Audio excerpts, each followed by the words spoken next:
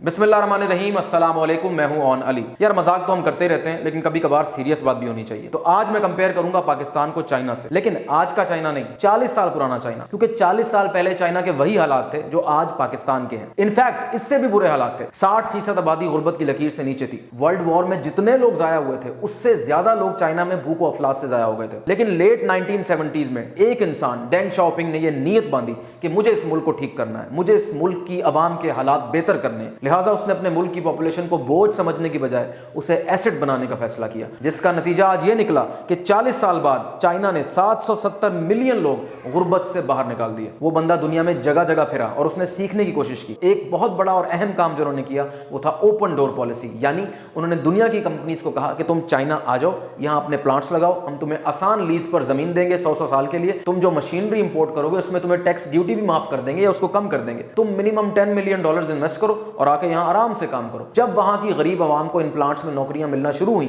उनके हालात बदलना शुरू हो गए। उन्होंने कपड़े लिए, ग्रोसरी ली, मेडिसिन ली, इस तरह इकोनॉमी में पैसा जो है वो सर्कुलेट करना शुरू हो गया। जूं जूं उनके हालात बदले, उनके बच्चे अच्छे स्कूलों में जाना शुरू हो गए, अच्छी यूनिवर्सिटीज में गए, उन्हें अच्छी अच्छी जॉब्स मिली, वो आला आला ओहदों पर फाइज हुए। इस तरह उन गरीब फैक्ट्री वर्कर्स ने अपनी नस्लों का फ्यूचर ब्राइट कर दिया। आज वो बच्चे चाइना के प्रीमियम टैक्स पेयर्स हैं। वो हुकूमत को टैक्स देते हैं, हुकूमत उन्हें फैसिलिटीज देती है, इसीलिए वो मुल्क छोड़ने का सोचते भी नहीं है। दूसरी बड़ी और अहम बात थी चाइना की फ्यूचरिस्टिक अप्रोच। 15 से 20 साल पहले चाइना को अंदाजा हो गया था कि आने वाला दौर सोलर एनर्जी का दौर है। लिहाजा जिस जमाने में हम आलू में अल्लाह का नाम ढूंढते थे ना, चाइना ने अल्लाह की जमीन से अल्लाह की दी हुई मादनियात निकालना शुरू कर दी और सोलर पैनल बनाने के लिए जो अहम तरीन रॉ मटेरियल सिलिकॉन है वो जमीन से निकालना शुरू कर दिया। यहां यह बात याद रखना बहुत जरूरी है कि उस जमाने में सोलर पैनल्स बनाना इंतहाई कॉस्टली था। लिहाजा बड़ी बड़ी अमेरिकन कंपनीज जो सोलर पैनल्स बना रही थी, उन्होंने अपने बिजनेसेस बंद कर दिए थे क्योंकि उनको प्रॉफिट ही नहीं हो रहा था। लेकिन उस वक्त चाइनीज हुकूमत ने अपनी सोलर बनाने वाली कंपनियों को सपोर्ट किया, 5-5 साल उनके लॉसेस बर्दाश्त किए, यहां तक कि उनको फ्री लेबर भी दिया, जिसका नतीजा आज यह है कि दुनिया में 80% सिलिकॉन पर कब्जा किसका है? चाइना का।